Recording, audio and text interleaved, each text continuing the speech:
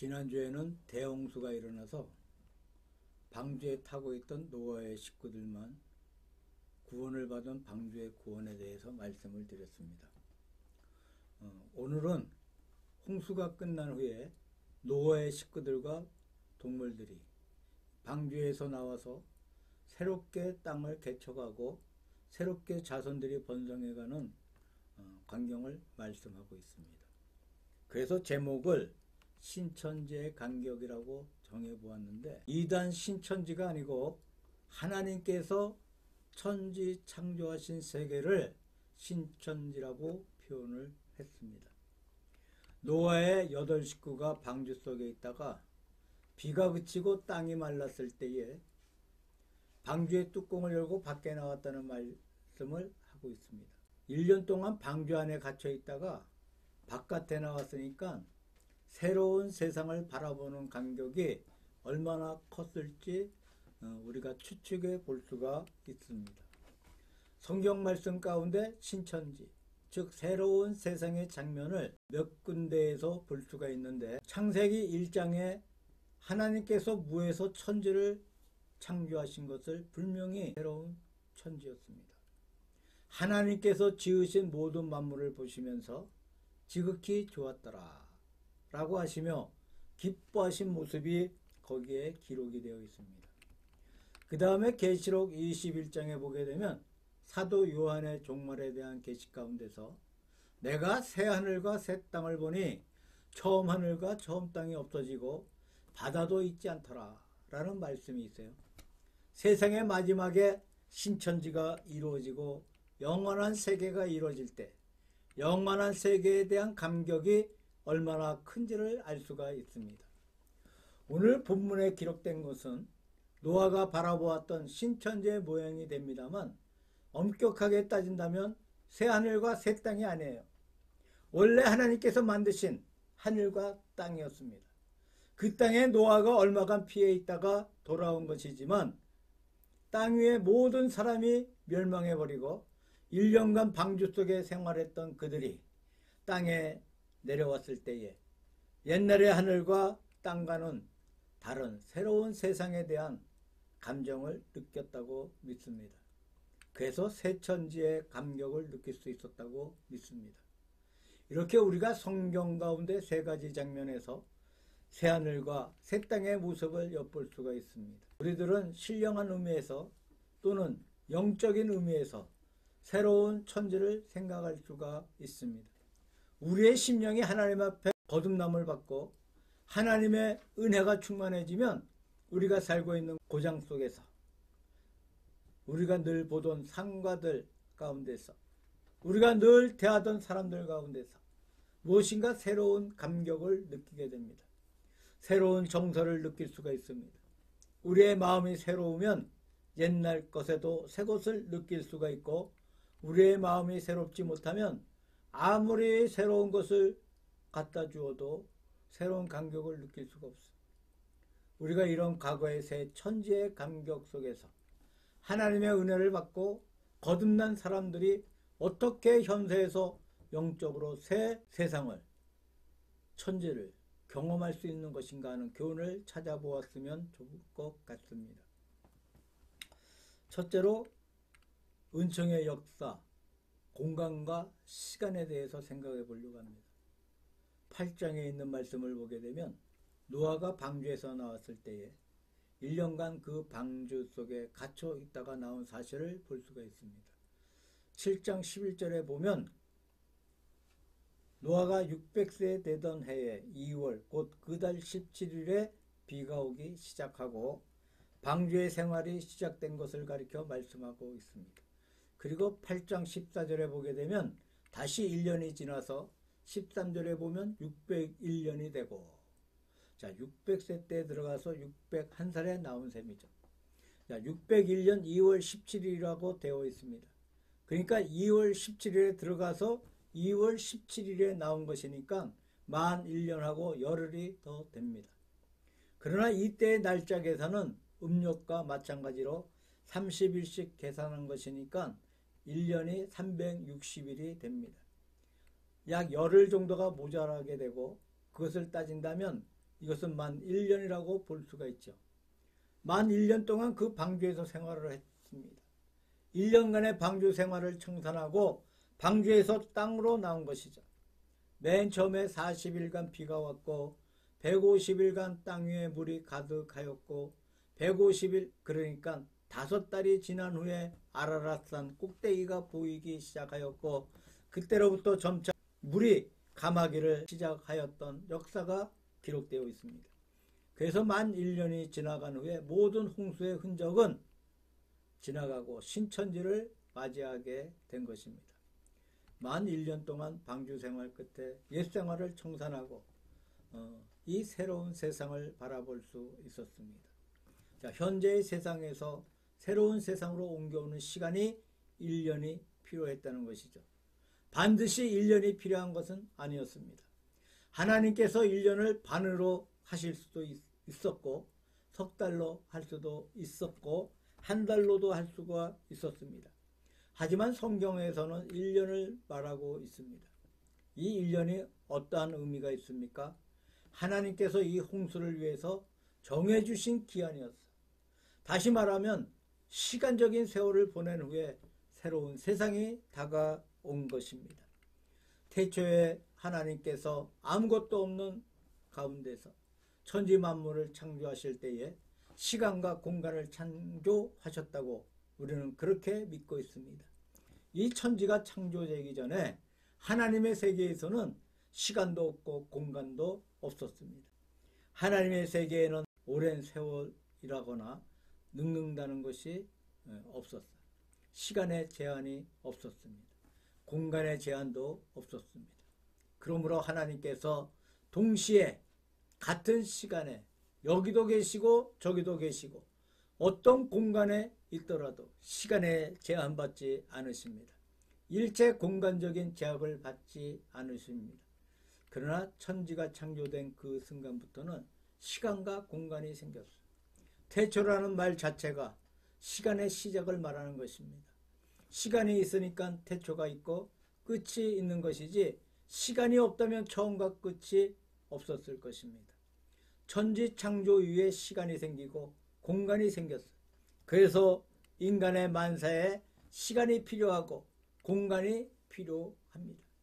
아까 말씀드린 것처럼 노아가 방주 속에서 1년의 세월을 보내면서 구원을 받았습니다. 지난 시간에 말씀드릴 때에 방주는 교회의 그림자라고 말씀을 드렸습니다. 방주 속에 있던 사람들은 구원을 받고 방주 밖에서는 구원을 받지 못했습니다.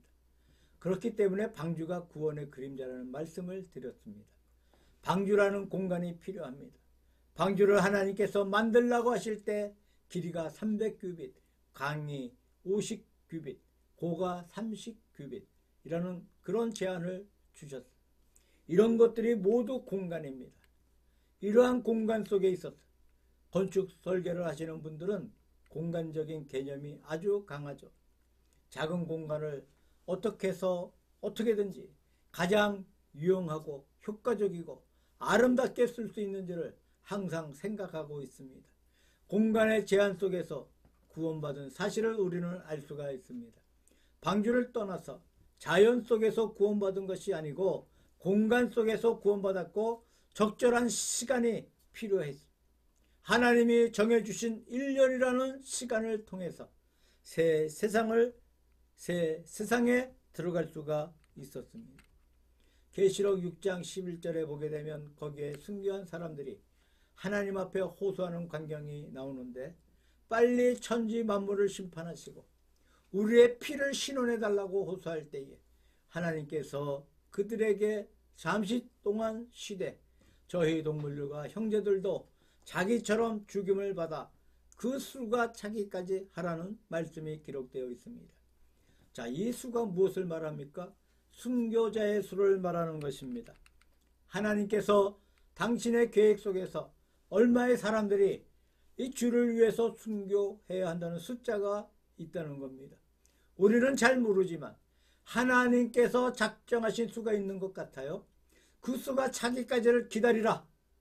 앞서 죽었던 순교자들이 빨리 자신들의 피를 갚아달라고 말하지만 아직 순교하여야 할 사람들이 있다는 것입니다. 그리하여 그 수가 차게 되면 그때 종말이 온다는 얘기입니다. 여기에서도 얼마의 수가 필요하고 그 수가 차야 한다는 것입니다. 종말론 설교를 듣게 되면 세대주의자나 또 전천년설이나 후천년설 이런 그 종말의 설교를 듣게 되면 또 거기에 빠지게 되면 이 세상이 곧 종말이 올 것 같아요. 이 세상 징조가 오늘날 이 세계를 바라볼 때 또 사도들 시대에도 말세를 사도 바울 같은 경우는 이 세상을 돌아가는 걸 보면 종말이 곧 올 것 같아요. 그래서 종말론을 사도 바울도 자기 때에 종말이 올 것을 생각을 했었습니다. 이 종말론자들의 설교를 듣게 되면 세상에 곧 종말이 오고 이 세상 돌아가는 것이 다 종말의 징조로 그래서 너무 깊이 들어가게 되면 이 세상에서 이렇게 일할 것이 뭐가 있어. 죽자 살자 우리가 이럴 거 열심히 전도하고 기도하고 하늘나라 올라갈 살아서 천국에 올라갈 그날을 바라보며 사는 그러한 맹목적인 어떤 신자들을 극단주의 신자들을 볼 수가 있습니다. 우리가 이 요한계시록을 글자 그대로 바라보면 안 돼요. 참 신학자들 가운데는 이 요한계시록을 말세로는 성경 그대로 믿는 것이 아니고 어떤 그 뭐라 그래요? 그 이야기로 신앙생활에 우리가 적응을 할 수 있으되 참고를 할 수 있으되 너무 거기에 빠지지 않게끔 가르치고 있습니다. 자, 하나님의 나라에서의 구원도 그렇다고 믿습니다. 우리는 잘 모르지만 하나님께서 정해주신 구원의 숫자가 있는 줄로 믿습니다. 그 숫자를 하나님께서 한 사람도 잊어버리지 아니한다고 믿습니다. 그 수가 다 차야 하나님의 나라가 도래한다고 믿습니다. 요즘 농사 짓는 것을 보게 되면 벼 이삭의 알수까지 된다고 해요. 하나의 이삭의 알맹이가 몇 가가 되고 한 뿌리에서는 몇 개가 되는지 세어본다고 합니다. 그리고 전체 넓은 들판의 곡식의 양을 계산하여서 양을 짐작한다고 해요.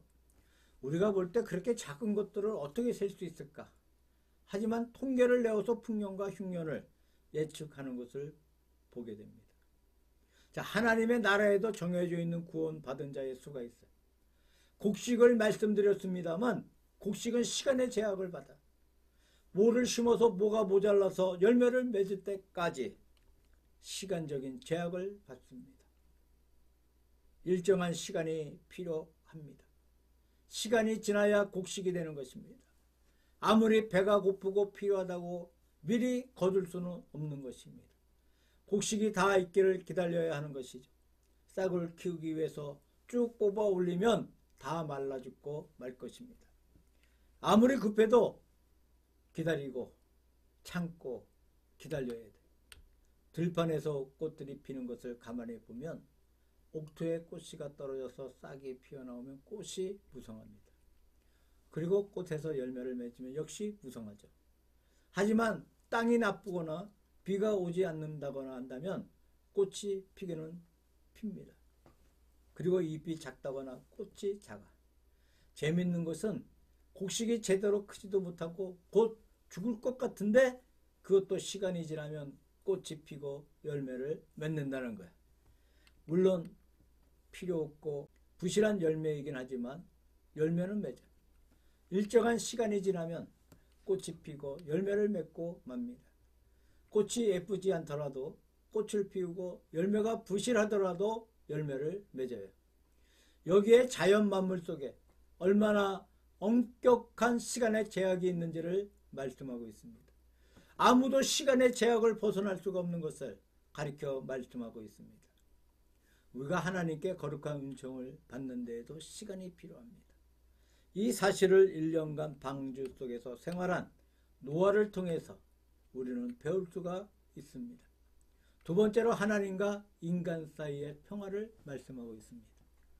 6절에서부터 시작해서 11절의 말씀 가운데 보게 되면 150일이 지나서 물이 감하기 시작했습니다.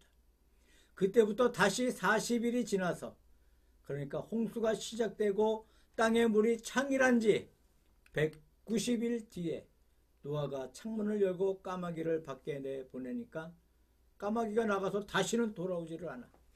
그 다음에 비둘기를 밖에 내보내니까 비둘기는 나가서 한참 돌아다니다가 돌아왔어. 다시 들여놓았다가 한 주 뒤에 다시 돌려보내니까 다시 돌아왔는데, 그때는 감람나무 잎을 입에 물고 돌아왔다는 기록이 있어요.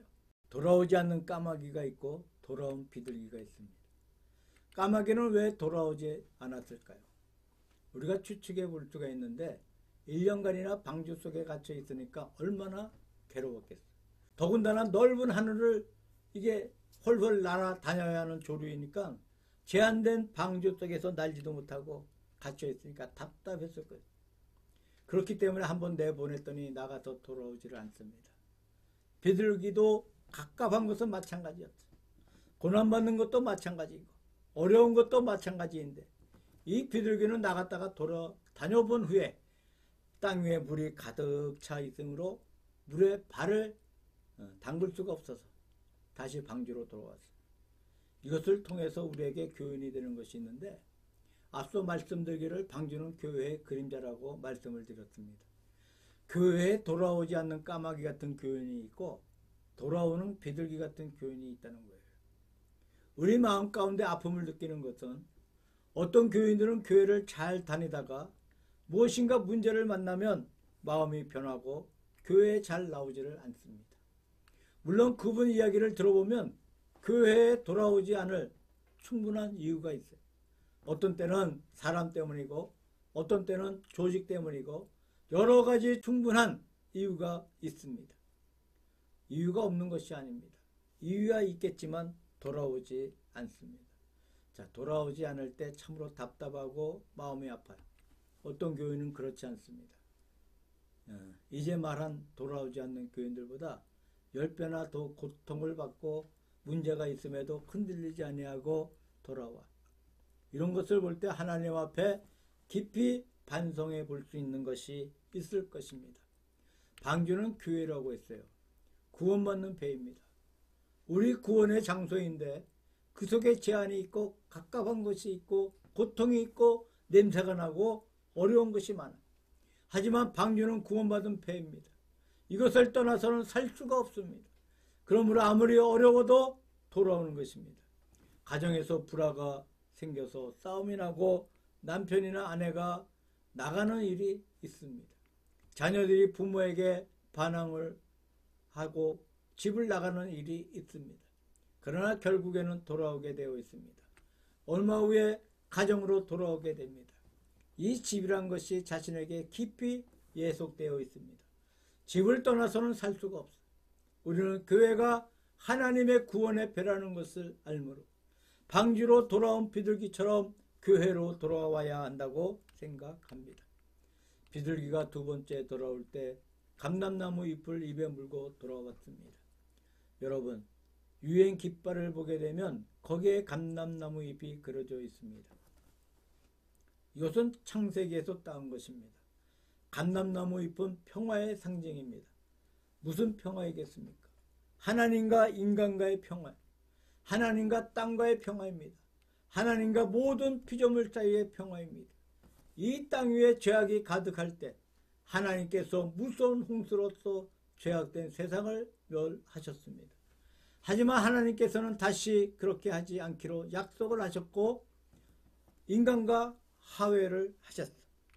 비둘기가 물고 온 감람나무 잎은 인간이 하나님과 더불어 화해가 이루어졌다는 사실입니다. 제2차 세계대전 때의 일입니다. 어떤 배가 항해를 하다가 물이 떨어져 버렸어요. 이 배는 물이 없어지면 모두 죽습니다. 그렇다고 바닷물을 퍼서 소금물을 마실 수가 있는 것도 아니고 정수기가 있는 것도 아니었습니다. 배에서 가까운 항구가 있었는데 그곳에 가서 급수를 하게 되면 그것은 적국의 항구였습니다. 그곳에 들어가면 포로가 되고 마는 것이죠. 그렇기 때문에 항구로 들어갈 수도 없었어요. 항구에 들어가면 배는 빼앗기고 포로가 될 것이고 들어가지 아니하면 물을 마시지 못하여서 죽게 될 것입니다. 자, 이러지도 못하고 저러지도 못하는 상황. 이러한 상황을 알게 된 적국에서 신호가 옵니다. 전쟁은 끝났으니까 들어와서 급수를 하라는 신호였어요. 배에선 쏘긴다고 생각했습니다. 하지만 견딜 수 없는 상황이 되었고 포로가 될 각오를 하고 항구로 들어갔습니다. 자, 그들의 신호는 거짓이 아니었어요. 그동안 전쟁이 끝나버렸습니다. 이제 전쟁은 끝났다는 신호가 왔습니다. 그런데도 믿지 못하는 사람들이 바다 위에서 죽을 고생을 한 뒤에야 항구로 들어왔습니다. 자, 비둘기가 몰고 온 감람잎은 하나님과 인간 사이의 전쟁은 끝났다는 신호였습니다. 유엔 깃발은 세계 평화의 상징입니다. 온 세계의 전쟁을 그치게 하고 온 세상을 평화롭게 하는 것이 유엔의 목적입니다. 유엔 깃발의 푸른색 감람나무 잎을 그린 것은 평화를 상징하는 것입니다. 돌아온 비둘기가 하나님과 인간 사이의 평화를 전하였습니다. 세 번째로 새로운 땅에서의 감격과 예배를 우리가 생각해 볼 수 있는데, 만 1년이 지난 후에 하나님께서 명령하셔서 이 새로운 땅에 내려왔습니다. 자, 노아의 식구들이 배에서 나와 땅에 내려왔어요. 처음으로 발이 땅에 닿았을 때 그 감격이 얼마나 컸겠습니까? 이 깨끗해진 산천을 바라보았을 때 그 감격이 얼마나 컸겠습니까? 새 천지를 걷는 기분이 얼마나 좋았겠습니까? 새 것은 무엇이든지 좋다는 영구의 속담이 있습니다. 우리가 옷을 새로 사 입어도 기분이 좋아. 새 집에 입주할 때 기분이 좋습니다. 우리가 과거에 보지 못한 광경을 보는 것도 기분이 좋습니다. 노아가 본 것은 옷이나 집에 관한 이야기가 아니고 전 세계가 새로워진 것이었습니다. 1년간 방주의 생활을 마치고 나와서 새 천지를 바라보았을 때의 기분이 얼마나 좋았겠습니까? 우리가 새로운 세상을 바라볼 때 기분이 좋다는 것은 첫째로 보기에 좋다는 것입니다. 여행하는 사람들, 관광하는 사람들의 기분은 어떻습니까? 새로운 것을 대하는 기쁨입니다. 새로운 산천을 대하고 새로운 사람을 대하는, 새로운 음식을 맛보고 하는 즐거움입니다. 그 다음에 새 것을 바라볼 때 무엇인가 기대감이 있습니다. 과거에 있지 않은 새로운 사건이 일어날 것에 대한 기대감입니다. 이것이 새 것을 바라볼 때 느껴지는 좋은 감정입니다. 그 다음에 새 것을 바라볼 때 사람에게는 새로운 의욕이 생깁니다. 하루 종일 일하고 저녁에 온몸이 지쳐서 잠든 사람들도 아침이 되면 새로운 의욕이 생기고 다시금 밖에서 일을 할 수 있는 힘이 생기는 것입니다. 새날에 새음이 생기는 것이죠. 노아가 느낀 새 땅의 감격은 눈에 보이는 아름다운 큰 감격이었습니다. 마음속에 느끼는 커다란 기대감입니다. 그리고 무엇인가 일하겠다는 의욕이 있었습니다.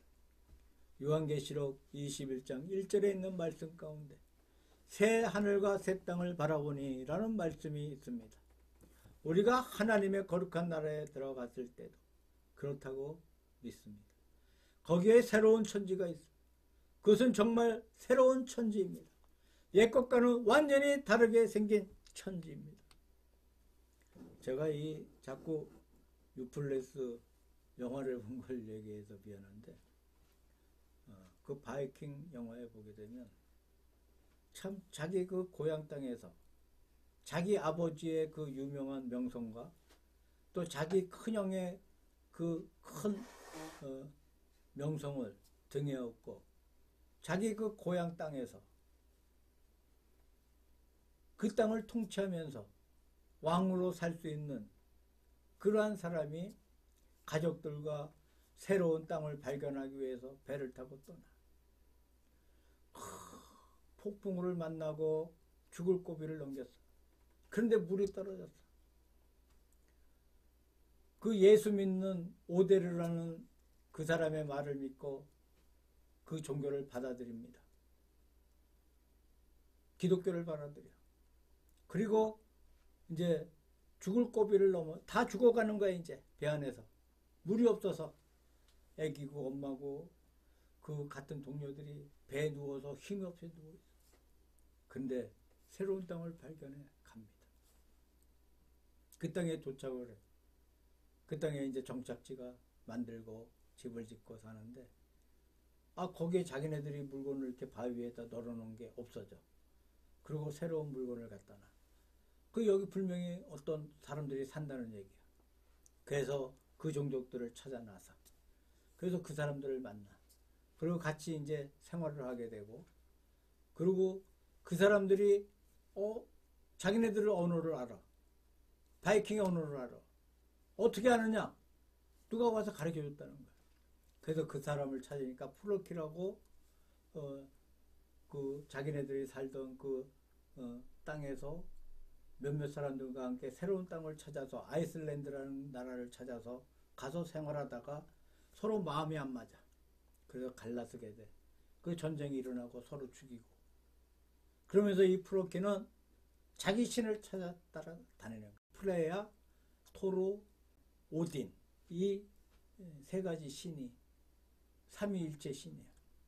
이 신을 찾아 돌아다니는데 어떤 그 굴 속에 들어가게 돼.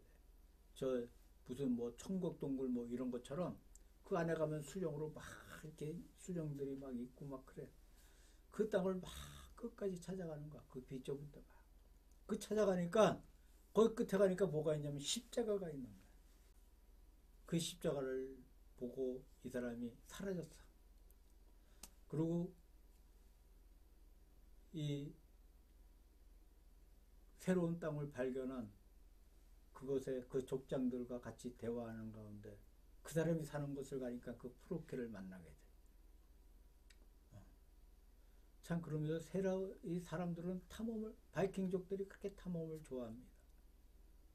전쟁을 좋아하고 자기네 땅에 농사를, 이 사람들은 농사를 짓기를 원하는데 자기네들이 살고 있는 땅은 땅이 좁아. 농사를 지을 수가 없어. 그래서 영국, 잉글랜드를 침범해. 바이킹족 두 아들이, 막내 아들과 그 형이 이제 그 영국을 또 잉글랜드를 쳐들어가서 전쟁을 하는데 절름발이 아들이 죽어. 그리고 막내 바로 위 형, 이름이 잘 생각이 안 나는데 걔가 이제 그 왕이, 거기 그때 통치했던 그 왕이, 왕비가 수도승하고 불륜을 저질러서 난 아들이야. 그게 왕이 됐어. 그러니까 그 형제야 또. 그래서 그 세르키라는 그 바이킹족을 용서를 해줘. 그리고 그 왕이 그 바이킹족이 거기서 이제 안수를 받아. 세례를 받아. 그리고 기독교로 개종을 해. 그렇게 해서 영국의 바이킹 족속의 왕이 탄생하는 것 같은 그 장면에서 끝나는데 그 뒤에는 잘 모르겠어. 그 영국이 어떻게 해서 기독교 국가가 되었는가. 또 영국의 그 섹슨족 그게 참 내가 의문이 많았는데 거기에 바이킹 후계자가 있지 않았나 하는 그런 생각에서 이 시리즈를 내가 쭉 봤는데 그 내 예상이 맞았다는 거예요. 요한계시록 21장 1절에 있는 말씀 가운데 새하늘과 새 땅을 바라보니 라는 말씀이 있어요. 우리가 하나님의 거룩한 나라에 들어갔을 때도 그렇다고 믿습니다. 거기에 새로운 천지가 있습니다. 그것은 정말 새로운 천지. 옛것과는 완전히 다른 갱신된 천지입니다. 하나하나가 기묘합니다. 또 인간의 세계는 아무리 기묘하다고 하더라도 얼마 안 가서 권태를 느끼고 좋은 것을 느끼지 못하게 됩니다. 그리고 좋지 않게 느끼게 됩니다. 자, 하나님의 나라에서 느끼는 간격은 권태가 없는 간격. 언제나 보아도 처음 대하는 것 같은 간격이 무궁하게 끊임없이 연속되는 것이 하나님의 세계입니다. 거룩한 감격이 영원히 계속되고 기대한 것도 부끄럽지 않고 기대한 대로 충족될 것입니다. 하나님의 나라에 대해서, 진리에 대해서 지금은 희미하게 보이지만 그때는 확실해질 것입니다.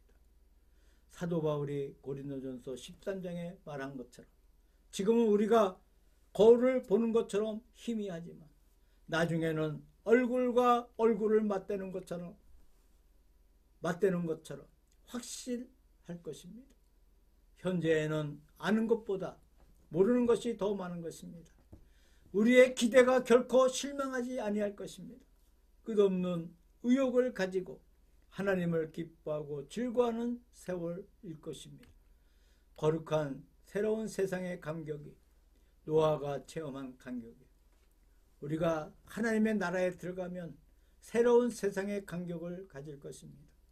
현재 우리가 노아처럼 새로운 천재를 바라본 것도 아니고 하나님의 나라에 들어간 것도 아니지만 영적으로 늘 우리의 마음이 주님 앞에 새롭게 되기를 원합니다. 하나님의 은혜에 새롭고 늘 감사하고 늘 기대심을 가지고 살고 끊임없는 의욕을 가지고 사는 이것이 우리에게 있어야 합니다. 20절부터 22절 말씀을 보면 노아가 방주에서 나와서 맨 처음으로 한 것이 하나님 앞에 단을 드렸어. 이 단은 죽이는 곳이라는 뜻입니다. 앞서 말씀드린 것처럼 방주에 들어갈 때 정한 짐승은 7쌍씩 들어갔습니다. 부정한 짐승은 한 쌍만 들어갔습니다. 부정한 짐승은 번식을 위한 것이지만 정한 짐승들은 7쌍씩이나 태운 것은 식량 외에도 하나님께 제사를 드리기 위한 것이었다고 말씀을 드렸습니다. 참으로 귀한 제사였습니다. 그것을 방주에 들어가기 전에 준비한 뒤에 이것을 1년간 방주에서 길렀습니다. 1년이나 기른 끝에 이것을 잡아서 하나님께 제사를 드립니다. 이런 준비가 있는 제사는 반드시 하나님께 상달되는 제사이고 이런 준비된 제사를 드릴 때에 우리가 은혜를 받고 축복을 받는다고 생각합니다. 우리가 교회에 나와서 은혜를 받지 못하는 큰 원인은 우리가 준비가 없을 때 은혜를 받지 못합니다. 우리 마음 가운데 충분한 준비가 있을 때 하나님 앞에 은혜를 받을 수 있다고 생각합니다. 유월절 양을 바칠 때 1년 된 흠없는 수양으로 바치라고 말씀하셨습니다. 왜 1년이겠습니까? 1년은 금년 6월절에 제사를 드리면서 그때 태어난 양 새끼 가운데 점 찍어 두었다가 그것을 1년 동안 길러서 내년 6월절에 또 바치는 것인데 정확하게 1년이니까 금년 6월절에 바치면서 태어난 새끼 중에 길러서 내년에 바치는 것. 이렇게 해서 6월절에 6월절로 그들이 하나님 앞에 제사하는 정신이 이어져 나갔습니다. 한 달의 공백도 없이 하루의 공백도 없이 이어져 간 것입니다. 그러므로 이스라엘 백성의 역사는 해마다 이어져 가는 6월절 정신에서 신앙이 유지되고 하나님의 선민으로서의 긍지가 유지되었다고 할 수가 있습니다. 우리가 주님 앞에 작은 예배를 드린다고 하더라도 우리의 정성을 다해서 예배를 드리는 것이 중요합니다. 어느 목사님이 들려주신 얘기인데 옛날에 대구에 이 김수원 목사님이라는 분이 있었는데 이분은 율법주의라고 낙인이 찍혔어요. 이 목사님이 얼마 동안 그분과 같이 지낸 적이 있었습니다. 어느 목사님이 성경 교사를 할 때 그분이 사감을 하셨는데 그분은 성경을 몇백도 하신 분입니다. 아주 엄격한 분입니다. 요즘은 에어컨도 있고 좀 더우면 난방만 입어도 교회에서 말하는 사람이 없어요. 그렇지만 그때는 아무리 덥다고 해도 정장을 제대로 갖추고 교회에 나왔어요. 이렇게 하면 얼마나 덥습니까? 김소원 목사님은 자신이 목회를 할 때 교인들이 절대로 부채질도 못하게 했다는 거예요. 자, 에어컨도 없이 정점을 꼭 부채질도 못하니까 얼마나 더웠겠어. 그렇게 옷이 땀에 젖습니다. 이분이 얼마나 주일 성수를 강조했냐면 부인들이 집에서 빨래를 할 때 토요일 오전까지만 빨래를 하게 하고 오후에는 빨래를 못하게 했다는 거예요. 오후에 한 빨래는 그날에 마르지 않기 때문에 그러면 주일에도 빨래 손질을 해야 한다는 거예요. 옛날에는 이 풀을 매겨갖고 뻣뻣해 빨래가 그러면은 그 뭐야 인도 그걸로 막 이렇게 다래미도 없었어. 그때는 난로불 화로불에 인도 이거를 달고 가지고 물 푹푹 뿌려가면서 이렇게 다림질하고 그렇게 되면 주일에도 손질을 해야 된다는 거예요. 그렇게 해서 빨래하는 것까지 아주 엄하게 단속을 했어요. 그래서 율법주의라는 말을 들었다는 겁니다. 하지만 이분의 정성이 얼마나 놀랍습니까? 이러한 정성이 우리에게 있어야 한다고 생각합니다. 물론 지금은 옛날하고 다르고 사회 환경이 다르기 때문에 그렇게 할 수는 없습니다. 이스라엘 자손들이 제물을 1년씩 준비해서 바쳤는데 우리도 예배를 드릴 때 우리의 모든 정성을 다해서 드려야 한다고 생각합니다. 오늘날 주를 믿는 성도들이 예배드리는 자세와 정성이 부족합니다. 이것이 우리의 실정입니다. 새로운 세상에서 노아가 처음 한 일은 하나님께 제물을 드리는 것이었습니다. 첫째로 이것은 하나님의 은혜를 감사하는 것이죠. 모든 사람이 다 죽었지만 우리는 하나님의 은혜로 살았으니까 하나님 앞에 감사를 드리는 것입니다. 두 번째로 제물이란 나를 대신 드리는 것. 제물을 바침으로 나를 드리는 것입니다. 제물을 바침으로 헌신적인 생활을 하겠다는 것입니다. 우리는 하나님의 은혜에 늘 새롭게 감사하며 정성을 다해서 하나님 앞에 준비된 예배를 드려야 하겠습니다. 그리고 노아처럼 단을 쌓고 나 자신을 산제물로 바쳐서 헌신적인 생활을 하여야 하겠습니다.